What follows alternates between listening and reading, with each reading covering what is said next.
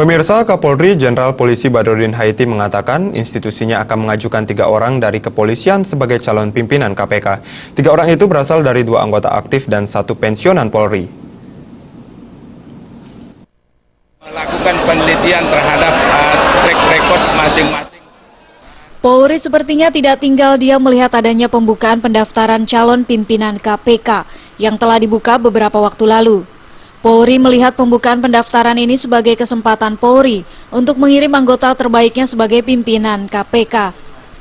Kapolri Jenderal Polisi Badrodin Haiti menyebut ada 3 anggota Polri yang akan didaftarkan sebagai calon pimpinan KPK.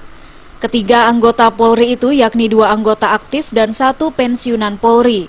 Kita juga diminta untuk bisa melakukan penelitian terhadap track record masing-masing calon nanti yang dinominasi. Kenapa nanti ada mencalonkan perwira Polri untuk menjadi pimpinan KPK, Pak? Iya, kita juga rencana akan mencalonkan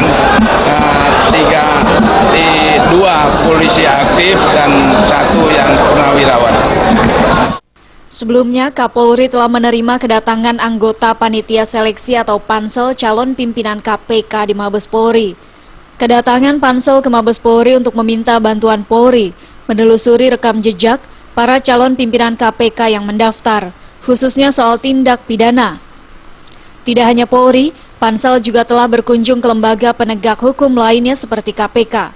Dari KPK, pansel menerima 17 rekomendasi terkait kompetensi yang harus dimiliki oleh seorang calon yang disampaikan KPK kepada pansel.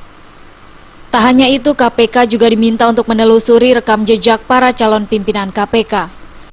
Dari Jakarta, Rifan Alfidian melaporkan.